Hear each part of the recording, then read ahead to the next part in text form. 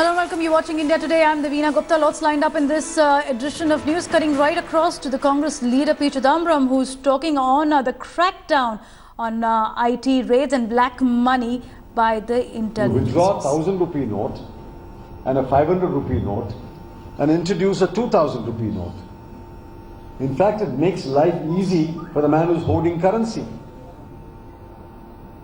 Look what has happened over the last 15 days.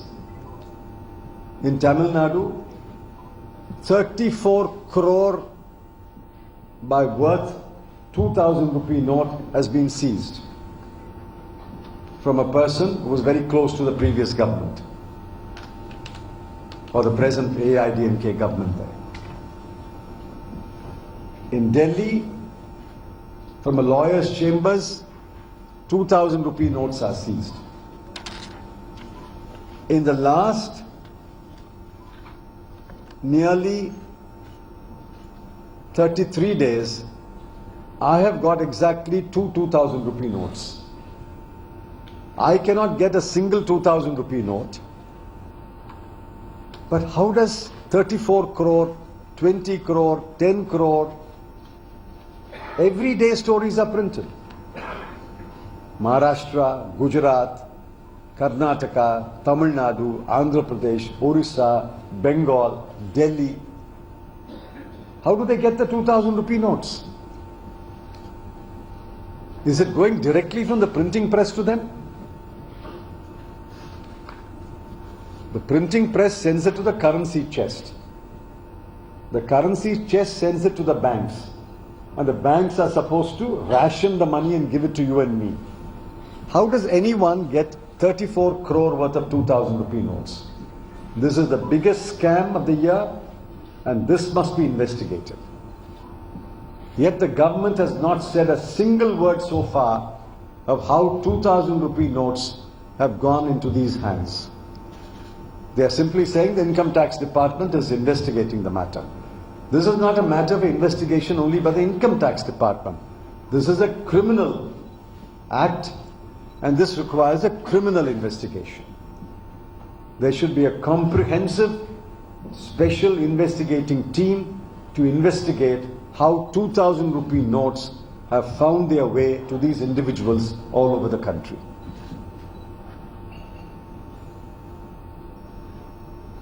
Thirdly, government said each one can withdraw 24,000 rupees a week. We didn't say that, government said it. They must have made their calculations. When they said everybody can withdraw up to 24,000 rupees a week, they must have made their calculations. So when I go to a bank, why am I not given 24,000? I withdrew 124,000 2 weeks ago. The bank gave it to me after 3 days.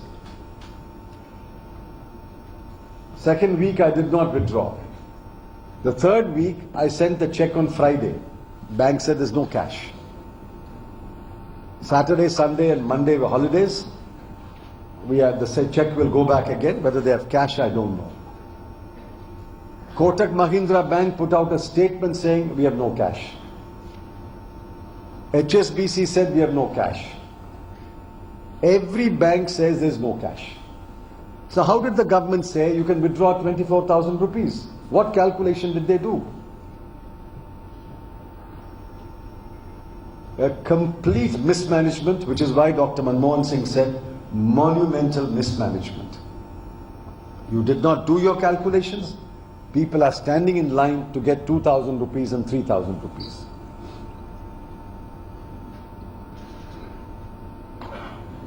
The next is, why did you introduce a 2,000 rupee note? Nobody has given an explanation so far. Why did you withdraw the 500 rupee note? The 500 rupee is the note of common currency today. Can you move about in Bombay or Delhi, Mumbai or Delhi? Can anyone survive a day in Mumbai or Delhi if he is taking an auto or a taxi or eating? Can he survive with less than 500 rupees? Why did you withdraw the 500 rupee note? There is no answer. The other question we are raising is, why are district central cooperative banks kept out of this whole exercise? Urban cooperative banks have been allowed. Private sector banks have been allowed. And district central cooperative banks have been kept out. Why? I know several district central cooperative banks in Maharashtra which are fine banks with a fine record. For example, the Pune District Central Cooperative Bank has a capital adequacy ratio of over 13%. It has got zero NPA. 97% of its account holders have KYC, know your customer. Yet the bank has been kept out. Government's answer is district central cooperative banks are mismanaged. Then I ask, why are urban central cooperative banks allowed? What is the difference between a district central cooperative bank and an urban central cooperative bank? If urban banks are so well managed, how is it in Jaipur yesterday the Integral Urban Cooperative Bank was found to be laundering money? Keeping out district central cooperative bank is a way of punishing the farmers of this country. Each bank has got 200, 250 branches. These branches are essentially in the villages. In those villages, there is no other bank. That is the only bank in the village. People put their money, take their money out of that bank. And by this, the farmers of this country have been punished. Today, there is no money to buy seeds, no money to buy fertilizer, no money to hire labor. In every major town, there is a naka or a chowk where daily workers gather in the morning and somebody will come and pick up 10 workers, 50 workers. In Delhi, it is known as Chori Chowk, I think. In Mumbai, it is in Bandup, I think. It is called Chowdi Bazaar. Every town, small town, big town. Today you go there. There's no work. Headload workers, cart pullers, daily workers, there is no work. 45 crore people in this country depend on daily income. 45 crore people in this country depend on earning a daily income. If that income is not coming to me today, tomorrow nobody is going to compensate for that. If I lose my income today, I lose it forever. 45 crore people. Out of that, 15 crore people depend upon a wage income. They have to work for somebody. The remaining 30 crore are flower sellers, fruit sellers, vegetable sellers, milk vendors, dhobi, milkman, barber, cobbler, carpenter, plumber, electrician who do a daily job. 45 crore people have been affected over the last 30 odd days. Now who's going to compensate them? They have lost their income. They have lost their wages. They have cut back on food. They have cut back on medicine. Many of them are migrant workers. Since they have no work, they are going back to their villages. Who's going to compensate them? This is a completely thoughtless move. Nobody in the world has a good word to say about it. Every major economist has condemned it. Every major newspaper in the world has said this is a completely absurd move of the government. This pain will continue. Already it is documented 91 people have died standing in queues or because they have committed suicide because they have no money. Now who is going to compensate those families? I think the situation is being made worse by thoughtless pronouncements. Yesterday, a leading RSS spokesman has said the 2,000 rupee note also should be withdrawn. I won't be surprised if they do that. In fact, the whole game may have been to lure people to keeping 2,000 rupee note and then declaring 2,000 rupee also is illegal. Ultimately, it is the poor people of this country who are punished. On 8th November, Prime Minister said the word black money 18 times. On 27th November, he made 2 speeches. In the 2 speeches, he mentioned black money 9 times and he mentioned cashless economy 24 times. So no longer it is the old objective of black money, counterfeit currency or terrorist funding. Now it is a new goal. The goalpost is shifting. Suddenly they've discovered cashless economy. I ask, which country in the world has got a cashless economy? Which country? America has got a cashless economy? Singapore has got a cashless economy?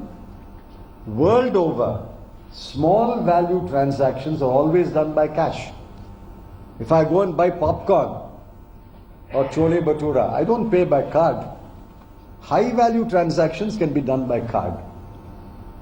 And the Prime Minister suddenly says the whole country must become cashless. The Finance Minister says the whole country will become cashless. How will it become cashless? Where are the POS machines? Where is electricity? Where is Wi-Fi connection? In the villages, there is a village weekly market. I don't know the practice in Maharashtra. Yeah. Village weekly market. In village A, it will be Monday. Village B will be Tuesday. Village C will be Wednesday. That is how the market is. In that market, people bring their vegetable, fruit, jaggery, cucumber, baskets, toys, and they sell and buy. That village markets have all been closed for the last 30 days. All the major mandis are closed. Cotton market in Gujarat is closed. Azadpur is closed. Hapur is closed. Footwear market in Agra is closed. Brassware market in Moradabad is closed.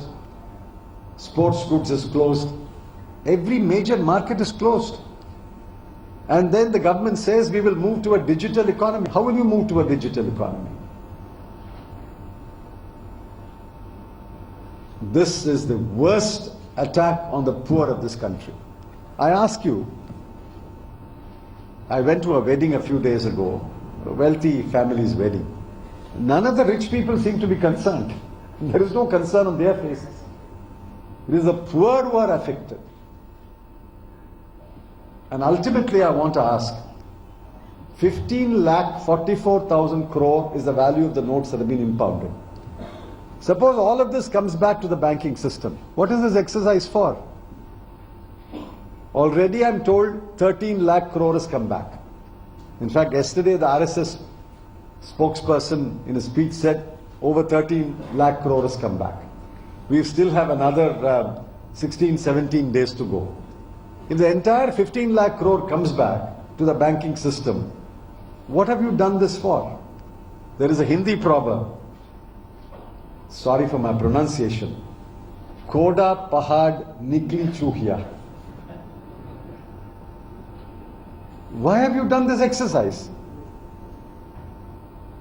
I think the people of this country must be sensitized to the fact that this is an assault on the poor. This has broken the back of 45 crore people who depend on a daily wage and a daily income. With a completely thoughtless, meaningless move by the government, and ultimately it may yield no results whatsoever. I'll take a few questions. Sir, is it legal? Is demonetization legal?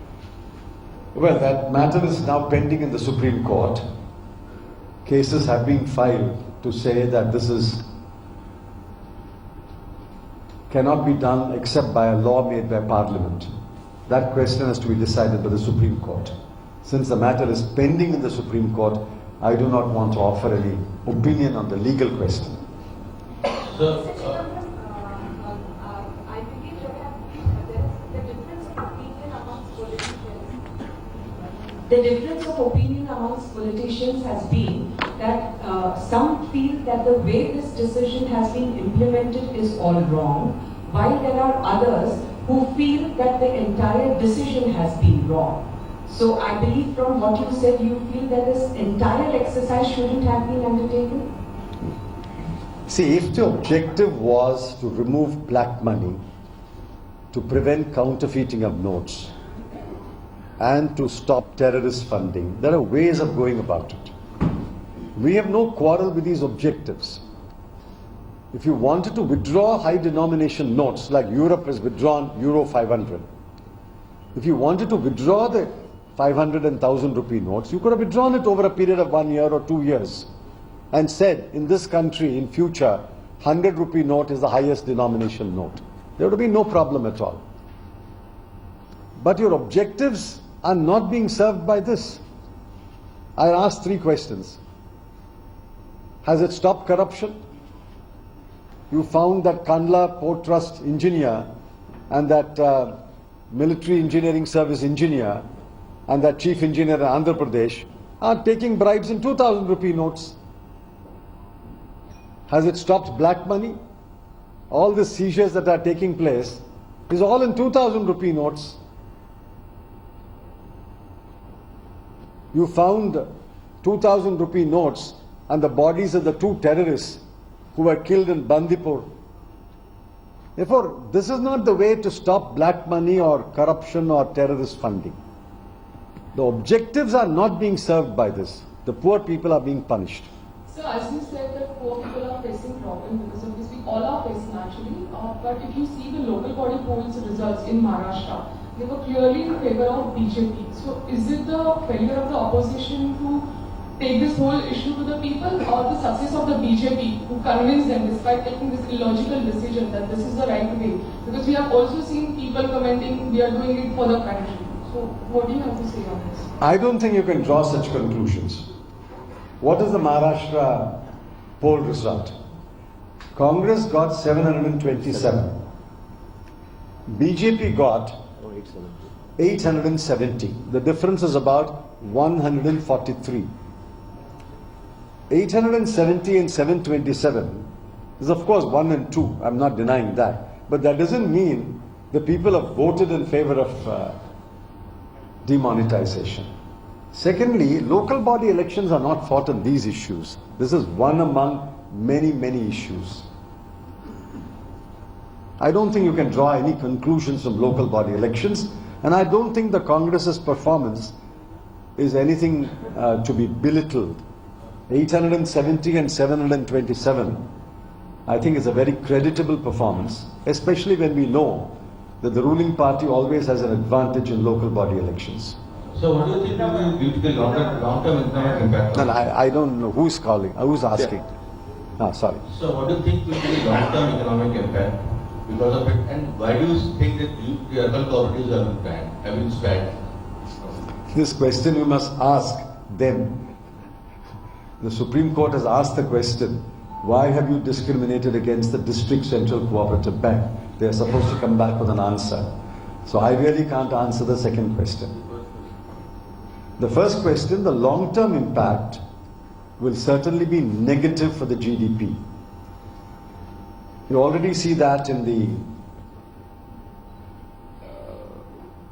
growth figures that the RBI is projecting. See, beginning of the year, RBI said the year will result in 7.6% growth. First half year was 7.1.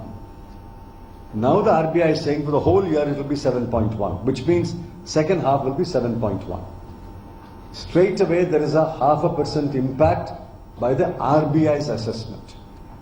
Most economists I have seen place the impact between 1 to 1.5%. Dr. Manmohan Singh estimated effect will be 2%. So it will be somewhere between 1 and 2%. Mr. Chidambaram, here, despite all this what you have said, why people in masses, I mean general people, are not protesting this notebandi? Well, I don't know what you mean by protesting. People are desperate to get their money from the bank. They have no option but to stand in queue. Nobody is advocating that people should indulge in violence, but people are complaining, people are protesting. There have been cases where they have got impatient with the banks, and the police had to be called to restore law and order. The fact that people are not protesting in the way that you mentioned doesn't mean that they are condoning what the government has done. I believe people will not forget what has been done to them, and they will certainly not forgive the government for what has been done to them. But there's a general perception that the rich has to be among the poor. That the rich has to that's comforting them. That the comfortable class has to be inflicted. So that's That is an illusion. That is an illusion. Try to break it. I have not seen any rich man concerned or affected. They all seem to be going about happily with their weddings and their parties. I don't see any rich man being affected. So would your party, how would your party go about breaking the issue? Well, I'm telling you today, this is an illusion. This is an illusion that this is intended to hit the rich and help the poor. Actually, the poor are the ones who've been hurt more. Sir, obviously alleged that there is discrimination against minority, especially in demonetization. So do you also feel he's saying that banks are not providing money in minorities areas, especially ATM? Well, I can't comment on that. All I know is that a little over 2 lakh ATMs, only 35% are functional. 65% of the ATMs have no cash. I was in Tirumala, Tirupati 2 days ago. Every bank has got a branch there. They've got ATMs. Not one bank branch, not one ATM had any cash. Mr. Chidambaram,